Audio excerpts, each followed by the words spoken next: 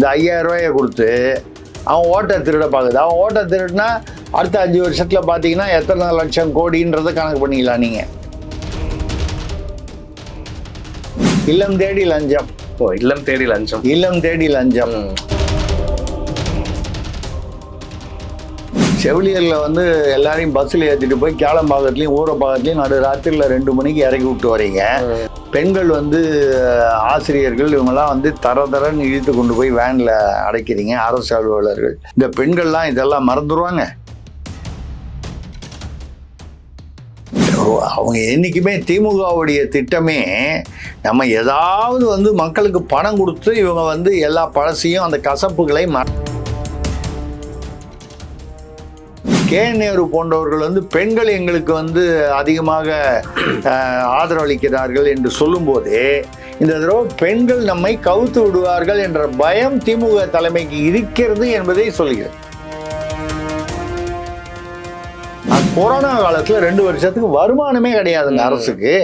மனுஷன் வெளியிலேயே போலியே. அவன் தனியாரோ அரசோ மருத்துவர்கள் செவிலியர்களை தவிர வேற யாரும் ரோட்ல நடமாடவே இல்லை. விட்டுருங்க, ரெட்டியாருக்கு ஒரு அமைச்சர், நாயுடுக்கு ஒரு அமைச்சர், மோலியாருக்கு ஒரு அமைச்சர், இப்படி எல்லா ஜாதிகளுக்கும் வச்சிருங்க. இப்போ எதிர்க்கட்சி தலைவர் எடப்பாடி பழனிசாமி அவர்களும் மகளிர் உரிமை தொகை, இலவச பேருந்து பயணம் ஆண்களுக்கும் சேர்த்து அறிவிச்சிருக்காரு. மக்கள் யாருடைய வாக்குறுதியை நம்பி ஓட்டு போடுவாங்க?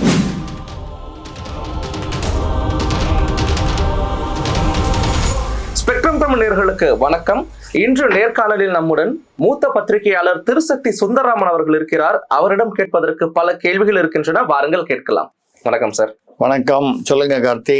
சார், ரொம்ப பரபரப்பான ஒரு நாள் அப்படின்னு சொல்லலாம். ஏன்னா பிப்ரவரி 13 இன்னைக்கு பாத்தீங்கன்னா 5000 ரூபாய், கிட்டத்தட்ட 1,31,00,000 மகளிர் பயனாளர்கள்னு சொல்றாங்க இல்லையா, மகளிர் உரிமை தொகை பயனாளர்களான அவங்களுடைய வங்கி கணக்குல 5000 ரூபாய் செலுத்தப்பட்டுள்ளது. 3 மாதங்களுக்கு உரிமை தொகை 1000 ரூபாய் வீதம் ஒருத்தருக்கு. 3 மாத உரிமை தொகை 1000 ரூபாய் 3000. இது கூட போனஸ் மாதிரி கோடை சிறப்பு தொகை அப்படின்னு 2000 ரூபாய் போடப்பட்டு இருக்கு. இது வந்து டிஎம்கே பண்ணியிருக்க ஒரு ஸ்மார்ட் மூவா பார்க்க முடியுமா? அரசியல் இப்ப நடக்க போற தேர்தல் காலத்துக்கு இது வந்து ஒரு தாக்கத்தை ஏற்படுத்துமா? மக்கள் எப்பவுமே ரூபா கொடுத்தா வாங்கிப்பாங்க. இது ஒரு பெரிய விஷயம் இல்லை. இது வந்து அந்த வெகுஜன ஒரு உளவியல் அப்படின்றது. பணம் கொடுத்தா நீ வந்து நல்ல ஒரு கோடீஸ்வரனா எல்லாருமே உட்காந்து சீட்டு விளையாடிட்டு இருப்பான். நான் ஒரு உதாரணமா சொல்றேன்.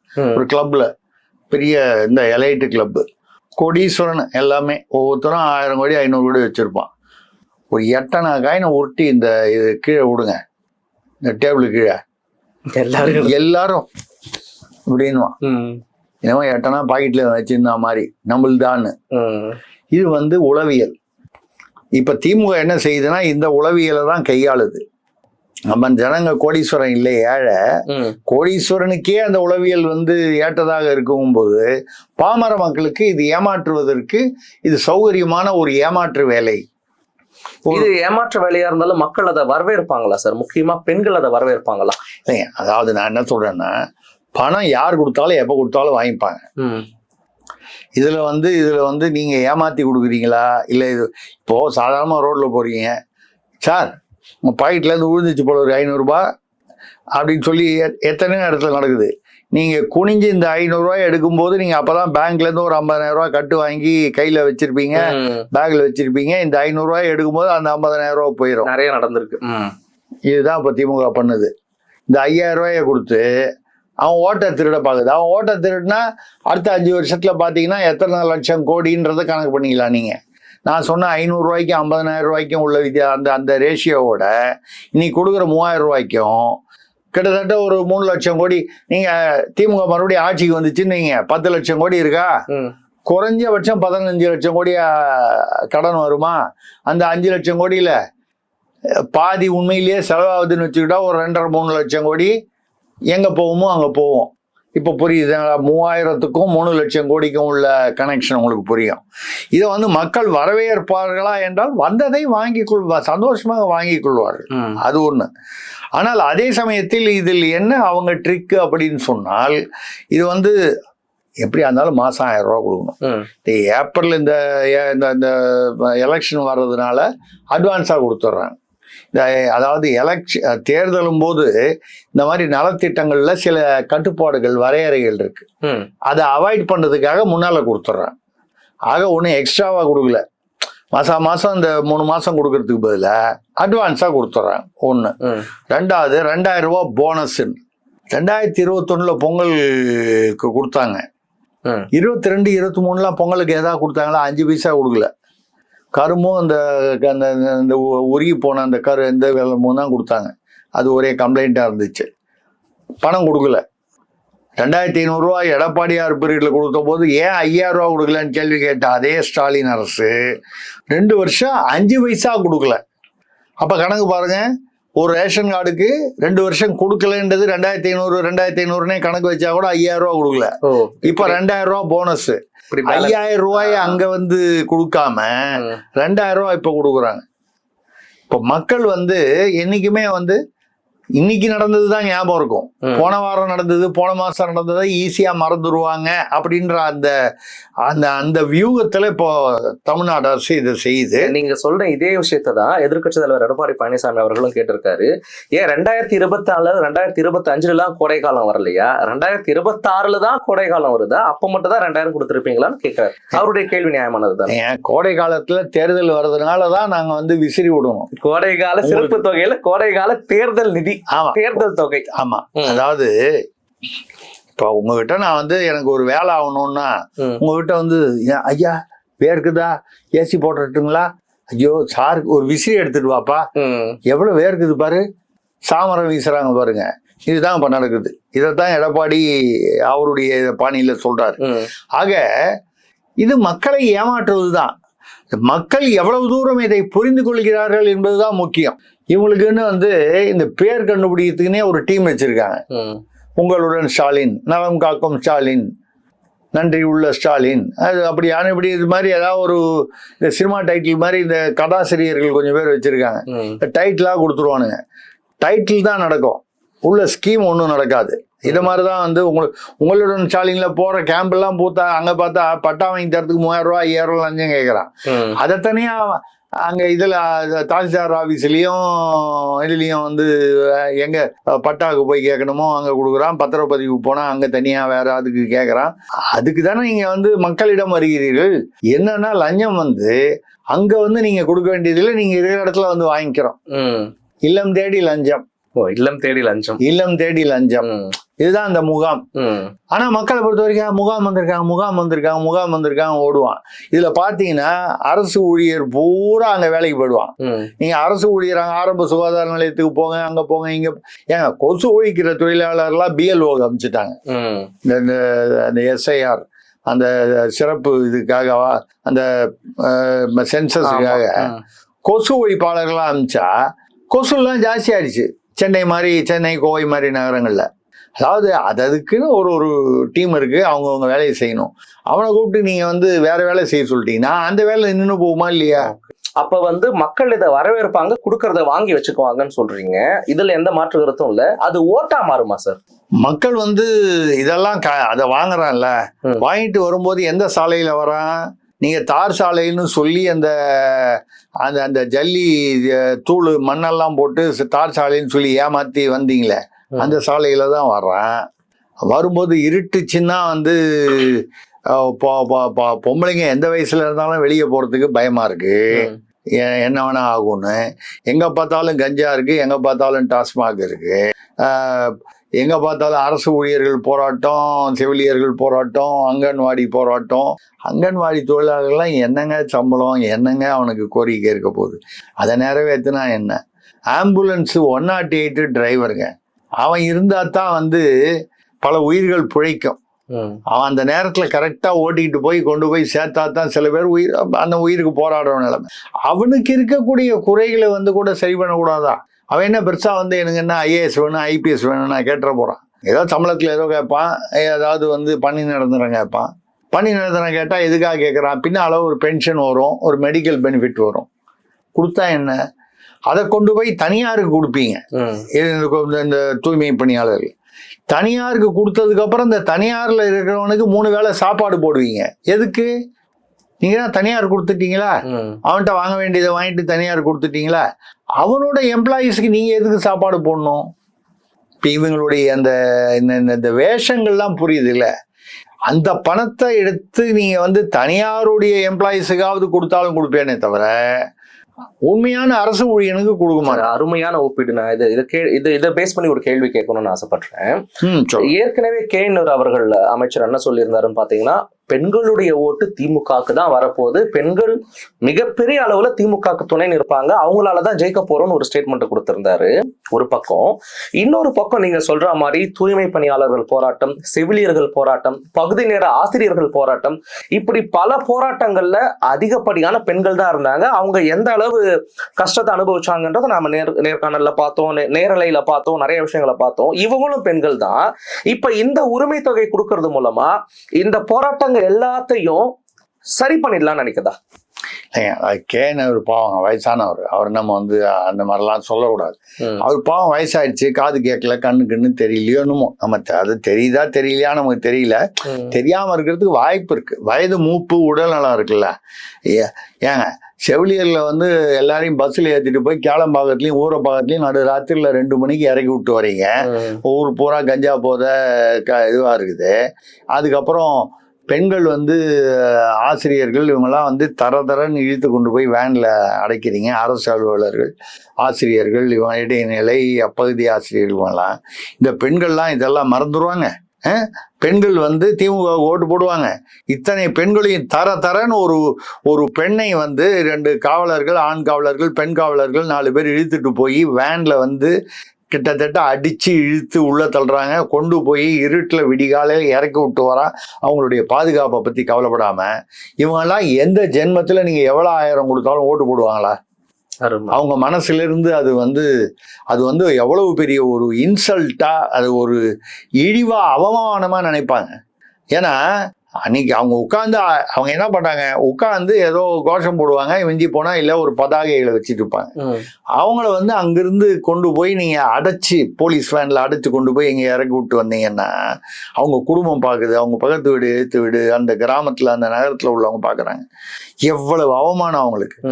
அந்த அவமானத்தை வந்து நீங்க ஒரு 3000 ரூபாயை கொடுத்ததுனால வந்து அது அவமானத்தை தொடச்சிட முடியுமா? அதான் சார், இத்தனை அதிர்ச்சியான சம்பவங்களையும் இந்த 5000 கொண்டு சரி பண்ண முடியும்னு நினைக்குதா திமுக? அவங்க அப்படித்தானே நினைப்பாங்க. அவங்க என்னைக்குமே திமுகவுடைய திட்டமே நம்ம ஏதாவது வந்து மக்களுக்கு பணம் கொடுத்து இவங்க வந்து எல்லா பழசையும் அந்த கசப்புகளை மறைக்க, அதாவது எல்லா கசப்பையும் கொடுத்துட வேண்டியது. கடைசி நிமிஷத்துல கொஞ்சோண்டு உங்களுக்கு வந்து பால்கோவா கொண்டு வந்து வாயில அப்படி கொஞ்சம் அப்படியே தீத்தி விட்டுட்டா கடைசியா இருக்கிற அந்த பால்கோவா தான் நமக்கு. அது கூட ஆவின்ல வாங்கக்கூடாது, கலப்படமா இருக்கும். வேற எங்கேயாவது வெளி மாநிலத்துல இருந்து வாங்கினாதான் சரியா இருக்கும். அது அந்த பால்கோவா கூட நம்ம நம்பி வாங்க முடியாது. சரி பரவாயில்ல, ஏன்னா அந்த மாதிரி நினைச்சுக்கிட்டு இவங்க பண்றாங்க. ஆனால் மக்கள் வந்து இந்த கசப்பை மறந்து இந்த இனிப்பை மட்டும் ஞாபகம் வைத்துக் கொள்வார்கள் என்று நினைப்பது மக்களை வந்து ஏதோ நீங்க வந்து தவறாக எடை போடுவது. கேஎன்ஆர் போன்றவர்கள் வந்து பெண்கள் எங்களுக்கு வந்து அதிகமாக ஆதரவளிக்கிறார்கள் என்று சொல்லும் போதே இந்த தடவை பெண்கள் நம்மை கவுத்து விடுவார்கள் என்ற பயம் திமுக தலைமைக்கு இருக்கிறது என்பதை சொல்கிறது. பெண்களுடைய ஓட்டு வந்து திமுகவுக்கு உறுதியா கிடைக்குங்கிறதுல திமுகவுக்கு சந்தேகம் இருக்குன்றீங்க? சந்தேகம் இல்லைங்க, பயம் வருது. பயமே வந்துருச்சுன்றீங்க. அந்த பயம் வரும்போதுதான் நீங்க சாதாரணமா பயம் வரும்போது நீங்களே இருக்கீங்க, ஒரு கடவுள் நம்பிக்கை உள்ளவர்னு வைங்க. பொதுவா சொல்றேன், கடவுள் நம்பிக்கை இருக்கிறவங்க தான் அதிகம், இல்லாதவங்க தான் கம்மி. ஒரு பயம் வருது. ஒரு வீட்டுல யாரோ ஒருத்தர் ஆஸ்பத்திரியில இருக்காங்க, ஒரு கவலையா இருக்கும். இல்லை இருட்டுல போறோம், கொஞ்சம் பயமா இருக்குது. எப்படி பயம், கவலை இதெல்லாம் ஒரு மாதிரி. இப்போ வரும்போது நம்ம என்ன பண்றோம், உடனே கடவுளை நினைத்து நமக்கு தெரிஞ்ச மந்திரமோ ஸ்லோகமோ ஒன்றும் இல்லைன்னா முருகா முருகா முருகா முருகா முருகா முருகா மனசுக்குள்ள எப்ப அதிகமா சொல்லுவீங்க? சந்தோஷமா இருக்கும்போது சொல்லுவீங்களா, பயம் அதிகமா இருக்கும்போது? பயம் அதிகமா இருக்கும் சொல்லுவோம். அவ்வளவுதான் நான் சொல்றேன். இந்த பெண்கள் எங்களுக்கு ஆதரவாக இருக்கிறார்கள், எங்க அப்பா குதிரைக்குள்ள இல்ல, இவ்வளவுதான் விஷயம். எங்க அப்பா குதிரைக்குள்ள இல்லைன்னா என்ன அர்த்தம்? அங்கதான் ஒளிஞ்சிட்டு இருக்காருன்னு அர்த்தம். அந்த மாதிரி பெண்கள் எங்களுக்கு ஆதரவு, பெண்கள் எங்களுக்கு ஓட்டு போடுவார்கள் இப்படின்னு எப்போ அதிகமா சொல்றாங்களோ அப்ப இந்த பெண்கள் கவுத்துருவாங்கன்ற பயம் அதிகமானதுனாலதான் இந்த 3000 ரூபாய் ஸ்கீமே வந்தது. சரி, இதுல இன்னொரு கேள்வியும் இருக்கு. ஒரு மாதத்திற்கு முன்னாடி தான் எதிர்க்கட்சி தலைவர் எடப்பாடி கே பழனிசாமி அவர்கள் பெண்களுடைய உரிமை தொகையை 2000 நாங்க ஏத்தி கொடுப்போம்னு அறிவிச்சாரு. அதுக்கு ஒரு கேள்வி எழுந்தப்பையும் அப்புறம் எப்படி நீங்க நிதி மேலாண்மை எப்படி பண்ணுவீங்கன்னு கேட்கும் பொழுது நிர்வாகத்தை பொறுத்துதான் நிதி மேலாண்மை இருக்கு. அதிமுகவுடைய நிர்வாகம் கொரோனா காலத்திலே சிறப்பா பண்ணிட்டோம், இது பெரிய விஷயம் இல்ல, ரொம்ப லெஃப்ட் ஹேண்ட்ல டீல் பண்ணிடுவோம்னு சொல்லியிருந்தாரு. ஒரு மாதத்திற்கு முன்னாடி எடப்பாடி கே பழனிசாமி அவர்கள் 2000 உரிமை தொகை தரப்படும் சொல்றாரு. அடுத்த மாசமே தற்பொழுது இருக்கக்கூடிய திமுக என்ன சொல்றாங்கன்னா, நாங்க மகளிர் உரிமை தொகையை 1000லிருந்து 2000க்கு ஏத்தி கொடுக்க போறோம்னு சொல்லியிருக்காங்க. அப்ப இந்த ஸ்டிக்கர் ஒட்டுறதுன்றது இங்க நிரூபணமாயிருக்கா? இல்ல, அதுல முக்கியமா நீங்க என்ன பார்க்கணும்னா, எடப்பாடி அவர்கள் பேசியதுல அவர் அதை ஒரு போகிற போக்கில் சொல்லிவிட்டு போய்விட்டார். எனக்கு அதுல ஒரு சிறு வருத்தம் என்னன்னா, அதிமுக எடப்பாடியாரும் சரி மற்ற தலைவர்களும் சரி அதை இன்னும் மக்களுக்கு விளக்கமாக சொல்லி இருக்க வேண்டும் என்பது என்னுடைய தனிப்பட்ட கருத்து. என்னன்னு சொன்னா, கொரோனா காலத்துல 2 வருஷத்துக்கு வருமானமே கிடையாதுங்க அரசுக்கு. மனுஷன் வெளியிலேயே போலியே, அவன் தனியாரோ அரசோ மருத்துவர்கள் செவிலியர்களை தவிர வேற யாரும் ரோட்ல நடமாடவே இல்லை. நல்லா இருக்கிற சொந்தக்காரன் எதிரில பார்த்தா கூட தள்ளி நின்றுட்டு பிடின்றானே தவிர கிட்ட போல அமைதி. ஆமா, அப்போ அந்த ரொட்டீன் அப்படின்னு சொல்லக்கூடிய வழக்கமான வியாபாரங்களோ பணிகளோ எதுவுமே அரசு பணிகளோ தனியார் பணிகளோ இல்ல சர்வீசஸ் இண்டஸ்ட்ரின்னு சொல்லுவோம். இப்ப பொதுவா ஒண்ணுமே வேணாங்க, முடி வெட்டுறது சாதாரணமா ஆண்கள் முடி வெட்டுக் கொள்வது மாதத்துக்கு ஒரு தடவை ஏதோ ஒரு அந்த பீரியட்ல எல்லா சலூனும் மூடி இருந்ததுங்க. ரொம்ப கொஞ்சம் வசதி உள்ளவன் முடிஞ்சவன் வீட்டுக்கு தனியா வர வச்சு பண்றாங்க. அது கூட சில பேர் கொஞ்ச நாளைக்கு முடி வளர்ந்துட்டு போட்டா 2 மாசம் பொறுத்து வெட்டிக்கலாம். இந்த அளவுக்கு இருந்ததுனால் தமிழ்நாட்டின் பொருளாதாரம், இந்தியாவின் பொருளாதாரம் அது தனி, நம்ம தமிழ்நாட்டை தனியா பேசுறோம். பொருளாதாரம் எந்த வகையில் பாதிக்கப்பட்டிருக்க முடியும் என்பதை நீங்கள் நினைத்து பார்க்க வேண்டும். 2 வருடங்கள் கிட்டத்தட்ட 2.5 வருஷம் கொரோனா. நான் ஒரு 2 வருஷம்னு ஒரு தோராயமா சொல்றேன். இந்த 2 வருஷமும் உங்களுக்கு வருமானம் இல்லை, ஆனா செலவெல்லாம் இருக்கு. செலவு எதுவுமே குறையாது. எந்த செலவு குறையும்? எல்லாருக்கும் ஆபீஸுக்கு வரலன்னு சம்பளம் கொடுக்காம இருக்க முடியுமா? இல்ல வேற இப்ப எந்த விதமான அரசு செலவு பண்ண இப்ப ரேஷன் அரிசி நிறுத்த முடியுமா? பொதுவான அடிப்படை செலவுகளை சொல்றேன். ஆக செலவுகள் அப்படியே தான் இருக்கும், ஆனா வருமானம் இல்லை. இப்படிப்பட்ட 2 வருடங்கள் 16 to 21 5 வருடங்கள் என்பது சமீப காலத்தில், அதாவது அரசியல் வரலாற்றில் பொருளாதார ரீதியில் மிக மிக மிக கடுமையான கொடுமையான பீரியட். அந்த பீரியட்ல எடப்பாடி அவர்கள் அதை வெற்றிகரமாக எப்படியோ சாதுரியமாக சமாளித்து மக்களுக்கு குறைந்த அளவில் கஷ்டங்கள், அதனால துன்பங்களே இல்லாம இருந்திருக்காது. ஏதோ ஒரு வகையில் பாதிப்பு வரும், துன்பம் வரும்.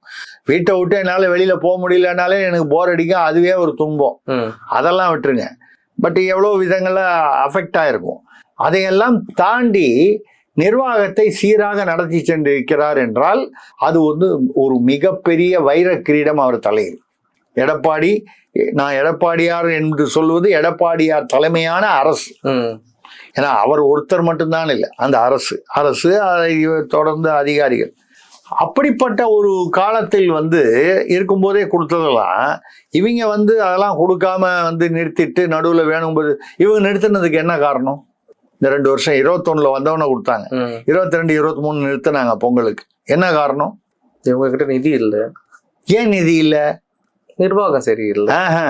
நிர்வாகம் சரியில்லைங்கிறது ரொம்ப சாதாரணமா சொல்றது. ஒரு மந்திரி ஒருத்தர் சொன்னாரு, முதல் வருஷத்திலேயே 30,000 கோடி சாப்பிட்டாங்க, புள்ளையும் மாப்பிள்ளையும்.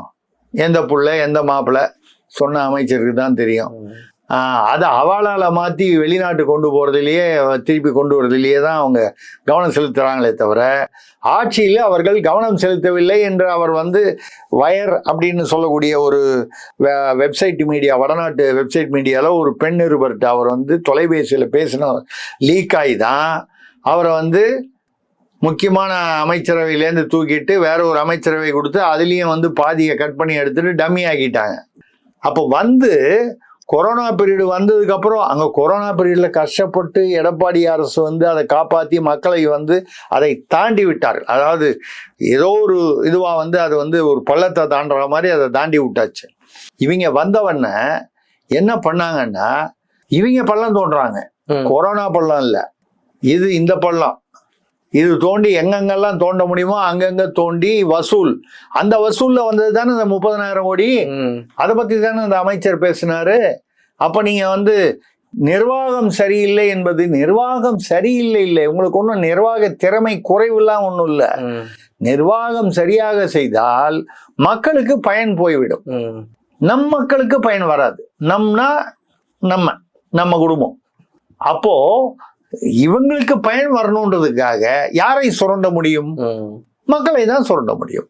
மக்களுக்கு சேர வேண்டிய பயன்கள் தான் வந்து சேராம போச்சு. சார், ஆனா ஒன் வே ஆர் அனதர் திமுக கொண்டு வந்த இந்த மகளிர் உரிமை தொகை திட்டமோ, மகளிர் விடியல் பயணம் இலவச பேருந்து திட்டமோ நல்ல மதிப்பை பெண்கள் கிட்ட பெறவே தானே அதிமுகவும் அந்த திட்டத்தை மேம்படுத்தி நாங்களும் அந்த வாக்குறுதி பண்றோம்னு அறிவிச்சாங்க. அப்ப இந்த வகையில் அந்த திட்டங்களுக்கு மக்கள் கிட்ட வரவேற்பு இருக்குன்னு தானே சார் நம்ம எடுத்துக்க முடியும்? இல்ல, மக்கள் வந்து அதாவது இலவசத்தை வந்து வேண்டாம் அப்படின்னு சொல்லக்கூடியது வந்து அது ஒரு தனி கருத்தியல் அரசியல். அது வந்து என்னை பொறுத்த வரைக்கும் அது கருத்தியல் ரீதியாக நம்ம பேசலாமே தவிர இன்னைக்கு இது வந்து இதுதான் அப்படின்னு ஆகிப்போச்சு. நம்ம வந்து என்னங்க இது இந்த மாசத்துல இப்படி பனி பெய்யுதே அப்படி நீங்களும் நானும் பேசலாமே தவிர பனியை நிறுத்த முடியாது. பனி பெய்யறது அந்த மாதிரி இலவசம் வேண்டாம், இலவசம் என்பது மக்களை சோம்பேறி ஆக்கிவிடும் என்று நீங்கள் நானும் பேசலாமே தவிர இந்த பனியை எப்படி உங்களால நிறுத்த முடியாதோ பனிப்பொழிவை இலவசத்தை நிறுத்துவது அவ்வளவு எளிது அல்ல. நிறுத்திட்டா அது அவங்களுக்கு எதிர்ப்பா மாறிடும், அது அரசியல் எதிர்ப்பா மாறிடும். அந்த எதிர்ப்பை சம்பாதித்துக் கொள்ள எந்த கட்சியும் தயாராக இல்லை. இது வந்து நம்ம கட்சி சார்பு இல்லாம பொதுவா சொல்லிடும். இப்போ வந்து இவங்க 1000 ரூபாய் கொடுக்கறத மகளிருக்கு 2000 ரூபாய் கொடுக்குறாங்க. அதே மாதிரி வேறு சில திட்டங்களாமும் அறிவிச்சிருக்காரு. அதாவது பெண்களுக்கு குடும்பங்களுக்கு வரக்கூடிய திட்டங்களாம். ஒரு வீட்டுல வந்து அதிகமா இருக்கக்கூடியது வந்து ஆணா பெண்ணான்னு கேட்டீங்கன்னா ஆண் ஒருத்தன் தான் இருப்பான் அடிப்படையில. அண்ணன் தம்பிகள் இருக்கலாம், பட் ஆணை சுற்றி பெண்கள் தான் அதிகமா இருப்பாங்க. அதனாலதான் பெண்களுடைய வாக்குகள் எப்பவுமே ஒரு தேர்தலுக்கு முக்கியம். இப்ப நேரு அடிக்கடி வந்து திடீர்னு ஜுரம் வந்த மாதிரி பெண்கள் எங்களுக்கு தான் வந்து சப்போர்ட் பண்ணுவாங்க, பெண்கள் எங்களுக்கு தான் சப்போர்ட் பண்ணுவாங்கன்னு சொல்றதே நான் சொல்ற மாதிரி ஐயோ பண்ணாம விட்டுருவாங்களோன்ற அந்த பயத்திலையும் கவலையிலும் தான் அவரை போன்றவர்கள் பேசுகிறார்கள். ரெண்டாவது அவர் இப்ப அடிக்கடி வந்து கொஞ்சம் தலைமைக்கு ஆதரவா குரல் கொடுக்கணும். அவர் பேர்ல 3 கேஸ் இருக்கு. செந்தில் பாலாஜிக்கு கொடுத்த அந்த அன்பு, பாசம், மரியாதை, தீரர், தியாகி என்ற போஸ்டெல்லாம் அவர் கொடுக்கல நேருக்கு. அப்போ அவர் வந்து நம்ம கொஞ்சம் ஏதாவது கொஞ்சம் அப்படி அப்பப்போ நம்ம தலையை தூக்கி நம்மளும் இருக்கோம் காமிச்சுக்கிட்டாதான் தலைமை கொஞ்சம் சப்போர்ட் பண்ணும். அப்படிப்பட்ட சூழ்நிலை. அவரை விடுங்க, நீங்க அவர் பேசும்போது அவர் என்ன சொல்றாரு, அவர் பேர் என்ன, KKSSR மேடையில பேசும்போது மக்களுக்கு அதெல்லாம் ஞாபகம் இருக்காதா? மேடையில் பேசும்போது நம்ம யார் வந்து நம்ம ரெட்டியாரு தெலுங்குன்னா நீங்கள் வீட்டுக்குள்ளே வந்தவுடனே சொல்லிடுங்க, ரெட்டியாரு நம்ம அது என்ன நம்ம மனுஷங்கன்ற மாதிரி தெலுங்குல ஏதோ நம்ம வார்டு அப்படின்னு சொல்லிட்டீங்கன்னா நானாக இருந்தாலும் சரி, அண்ணன் நேருவா இருந்தாலும் சரி, உங்களுக்கு முதல் முன்னுரிமை கொடுத்து செய்வோம். அப்போ நீங்கள் தமிழ்நாட்டு அங்கே பதவி பிரமாணம் எடுத்தீங்களே ஆளுநர்கிட்ட, மத சார்பற்ற சாதி சார்பற்ற சமூக நீதியாக நாங்கள் செயல்படுவோம்னு. அப்போ உங்களை வந்து ரெட்டியார்களுக்காக அமைச்சர், நான் ரெட்டியார்ன்றது அந்த ஒரு உதாரணத்துக்காக சொல்றேன். அப்ப ரெட்டியார்களுக்காக ஒரு அமைச்சர் வச்சிருக்காங்க. அப்ப இனிமேல் எதுக்கு வந்து துறை ரீதியா அமைச்சர்? இவர் வந்து உணவுத்துறை, இவர் வந்து கைத்தறித்துறை, இவர் வந்து இந்த தொழில்துறை விட்டுருங்க. ரெட்டியாருக்கு ஒரு அமைச்சர், நாயுடுக்கு ஒரு அமைச்சர், மொழியாருக்கு ஒரு அமைச்சர், இப்படி எல்லா ஜாதிகளுக்கும் வச்சிருங்க. வழக்கம் போல அந்த SC ST சொல்லக்கூடிய பட்டியல் சமூக அவங்கள அமைச்சராக்கி அவங்க என்ன துறைனா அவங்க வெறும் அந்த தாட்கோ துறை மட்டும் தான் கொடுப்பாங்க. ஆதி திராவிடர் துறை மட்டும்தான். அவங்களுக்கு முக்கியமான துறை கொடுத்துட மாட்டாங்க. தீண்டாமை எங்க ஆரம்பிக்குது? இங்கேதான் ஆரம்பிக்குது. இவங்க தான் இந்த தீண்டாமையை வளர்க்கிறது. இப்படி வந்து ஒரு சூழ்நிலையை உருவாக்குகிறவர்கள் நிச்சயமாக மக்களை சந்திக்கும் போது மக்கள் வந்து எல்லாவற்றையும் கவனித்து கொண்டுதான் இருக்கிறார்கள். மக்களை ஏதோ இந்த 5000 ரூபாயை கொடுத்து ஏமாத்தி விடலாம் அப்படின்னு நினைச்சால் அது நடப்பது அது வாய்ப்பு மிக மிக குறைவு. ஏன்னா இப்போ வந்து பெண்கள் வந்து இந்த பாலியல் வன்முறை மற்ற இந்த கஞ்சா மற்ற பிரச்சனைகள்ல இருக்காங்க. இந்த பெண்கள் கஞ்சால வந்து அவர்களுடைய பாதுகாப்பு மட்டும் இல்லைங்க. நீங்க அந்த பெண்ணை நினைச்சு பாருங்க, அவங்க பையன் இருப்பான், தம்பி இருப்பான் வீட்டுல இருப்பாரு. ஆமா, கணவர் ஏற்கனவே டாஸ்மாக்ல இருப்பாரு. கணவர் டாஸ்மாக்ல, பையன் கஞ்சா விற்கிற இடத்துல. அந்த பெண் என்ன செய்வார்? இந்த ஆட்சியை எப்படி எடை போடுவார்? புருஷனு கொண்டு போய் டாஸ்மாகில் வச்சு இருக்கிற காசை போட அங்கே 1000 ரூபாய் கொடுத்துட்டு அங்கே 5000 ரூபாய் பிடிங்கி விட்டுறீங்க. என் பிள்ளைங்கள்லாம் வந்து அங்கங்கே போய் கஞ்சா அடிச்சுட்டு வந்துடுறானுங்க. கஞ்சா அடிச்சுட்டு எப்போ எந்த கொலை பண்ணிட்டு வருவானா, வெட்டிட்டு வருவானா, யாரை வெட்டுவான், எங்கே ரத்த காயம், இவனுக்கு ரத்த காயமா, இவன் யாராவது ரத்த காயமா, போலீஸ் ஸ்டேஷனா?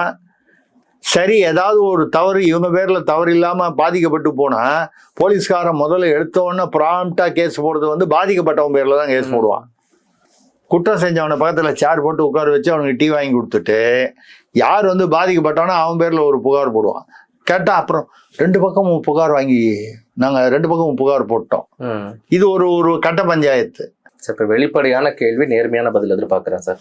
ஒரு பக்கம் முதல்வர் ஸ்டாலின் அவர்களும் மகளிர் உரிமை தொகை, பெண்களுக்கான இலவச பேருந்து பயணமா கொடுத்திருக்காரு.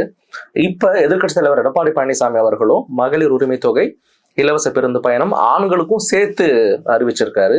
இந்த 2 அறிவிப்புகளுமே ஒரே மாதிரி இருக்கிற பட்சத்துல மக்கள் யாருடைய வாக்குறுதியை நம்பி ஓட்டு போடுவாங்க? அதாவது வாக்குறுதியை நம்பி ஓட்டு போடுவார்கள் என்ற கணக்கு எடுத்துக்கொண்டால், சென்ற முறை 530 வாக்குறுதிகளை கொடுத்து அதை வைத்து தான் திமுக வந்து ஆட்சிக்கு வந்தது என்பது சந்தேகமே இல்லை. சரிங்களா? 530 130 தான், 150 தான் வந்து நிறைவேறிச்சு, பாக்கி நிறைவேறலன்றது அது யதார்த்தம்.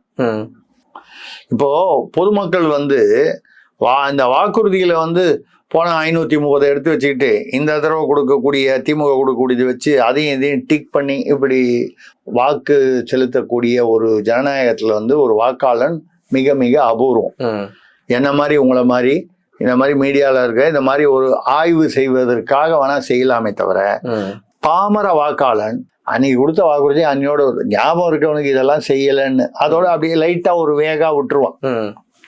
ஆக அந்த அதிமுக காலத்தில் ஆட்சியில் நடைபெற்ற அந்த திட்டங்கள், நிறைவேறிய திட்டங்கள், மக்களுக்கு பயன் தரக்கூடிய திட்டங்கள், பயன் தந்த திட்டங்கள் அப்படின்னு பார்க்கும்போது அதையும் இதையும் ஒப்பிட்டு பார்க்கணும். மக்களுக்கு தெரியும் எது வந்து அதிகமா பயன் கொடுத்ததுன்னு ஒண்ணு. ஏன்னா அவங்களுக்கு தான் அந்த பெண் என்ற முறையில் அந்த வீட்டின் தலைவி உண்மையிலேயே வந்து அவங்க தான் அந்த கோஆர்டினேட்டர், அதை நிர்வாகம் செய்பவர் அவர் தான். புருஷன் ஒழுங்கா வரணும், புள்ள ஒழுங்கா வரணும், புள்ள பொண்ணு அது எதுவா இருந்தாலும் ஒழுங்கா வரணும். இந்த கவலையெல்லாம் யாருக்கு இருக்கு? பெண்கள், வீட்டில் இருக்கக்கூடிய பெண்கள். இவங்களுக்கு கவலைகள் அதிகமாக இருக்கிறது திமுக ஆட்சி. கஞ்சானால, டாஸ்மாக்னால, இந்த ரவுடிசத்தினால, பாலியல் வன்முறையினால, மற்ற இந்த மாதிரி பல விஷயங்கள். இதுல நடுவில் ஒரு 1000 ரூபாய் பஸ்ஸில் நீங்க வந்து ஃப்ரீயா கொடுத்துட்டீங்கன்றதுனால இதெல்லாம் மறந்துடுவாங்கன்னு எதிர்பார்த்தீங்கன்னா இது வந்து மக்களை நீங்கள் மடையர்களாக எடை போடுவது தான். அருமை சார், ரொம்ப நேர்மையான பதில். பொறுத்திருந்து பார்க்கலாம் 2026 தேர்தலில் என்ன நடக்க போகுதுன்னு சொல்லிட்டு. உங்களுடைய நேர்மையான பதில்களுக்கு நன்றி சார். நன்றி, வணக்கம்.